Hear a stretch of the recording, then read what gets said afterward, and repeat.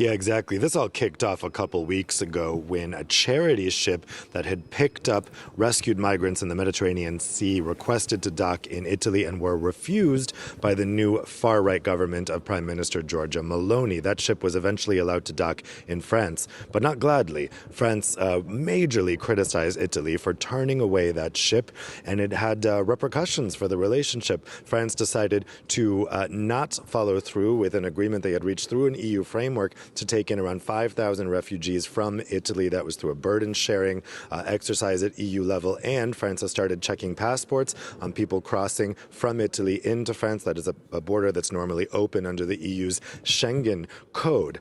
So this meeting was requested by both sides, by both the Italians and the French, in order to resolve this dispute. And this is an emergency meeting. This wasn't a normally scheduled meeting. So inside right now, they are trying to figure out both how to resolve this particular disagreement between France and Italy, but also how to handle the larger migration situation. There has been a surge of migrants crossing the Mediterranean during the warmer months, as is usually seen during this time of the year, but the numbers this year have been particularly high. We're expecting a press conference at the end of the summit around 7 p.m. tonight. We'll see if they can make some progress here, but expectations for that were majorly dampened down by the EU Home Affairs Commissioner Ylva Johansson as she was entering here on the red carpet behind me.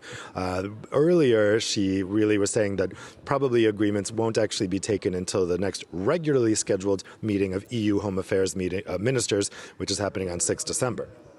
All right, Dave, in Brussels for us. I mean, another thing before we go would be to kind of look at whether anything will actually come out of this meeting.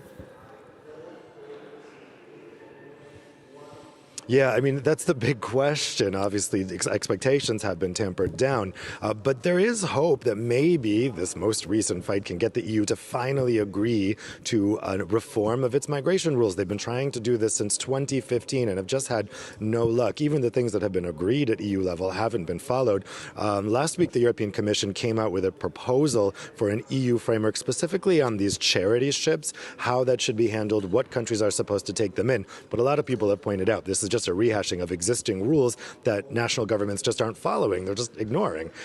So there isn't much hope that that proposal is going to lead to much of anything because governments clearly already don't like what's in there. You might ask, why is this all kicking off right now? Well, obviously, we have a new far-right Italian government that's eager to prove to its voters that it is following through on its promises to get tough with migration. But also don't forget the time of year. We are heading into the winter, and every year we get an increase of rhetoric and propositions from governments right around this time, and we're seeing that right now from Italy to France to the UK. Why? Because migration numbers always fall during the winter. And later on, in a couple of months, politicians can take credit for those falling numbers, pointing to what they said and did in November, and saying, look, because of what we said or what we did, the migration numbers have fallen. So when I talk to experts on migration here in Brussels, they say, look, there's a lot of hot air behind these walls, behind me, because this is politicians really playing for a domestic audience. They're not leaving much room for European compromise.